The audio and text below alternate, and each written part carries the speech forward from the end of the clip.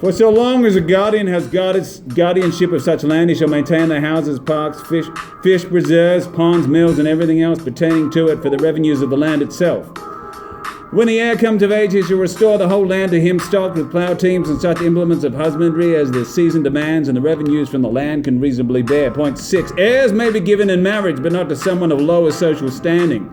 Before a marriage takes place, it shall be made known to the heirs next of kin. At her husband's death, a widow may have her marriage portion and inheritance at once and without trouble.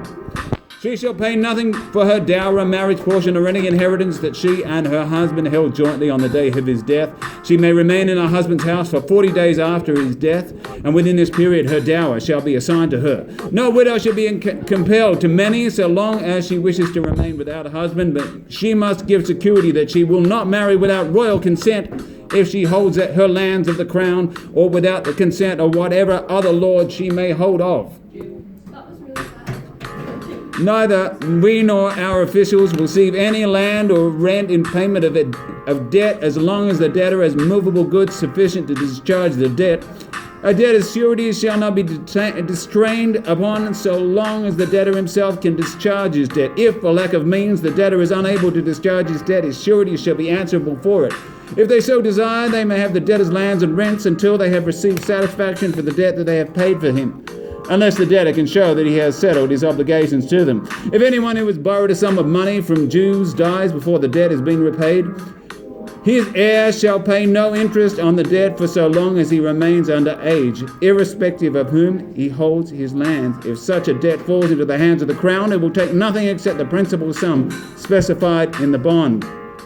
If a man dies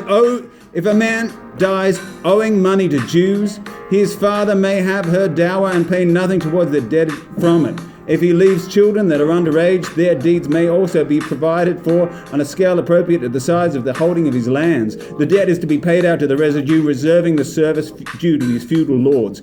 Debt owed to persons other than Jews are to be dealt with separately. Similarly, no scutage or aid shall be levied in our kingdom without its general consent, unless it is the ransom of our person to make our eldest son a knight and once to marry our eldest daughter. For these purposes only a reasonable aid may be levied. Aid from the cities of London are to be treated similarly. The city of London shall enjoy all its ancient liberties and free customs by land and by water. We also will and grant that all other cities, boroughs, towns, and ports shall enjoy their liberties and free customs to obtain the general consent of the realm for the assessment of an aid, except in 3 cases specified of a scutage, which should cause the archbishops, bishops, abbots, earls, and greater barons to be summoned individually by letter. For those who hold land directly to us, we will cause a general summons to be issued, though the sheriffs and other officials to come together on a fixed day. But Grammarly can help.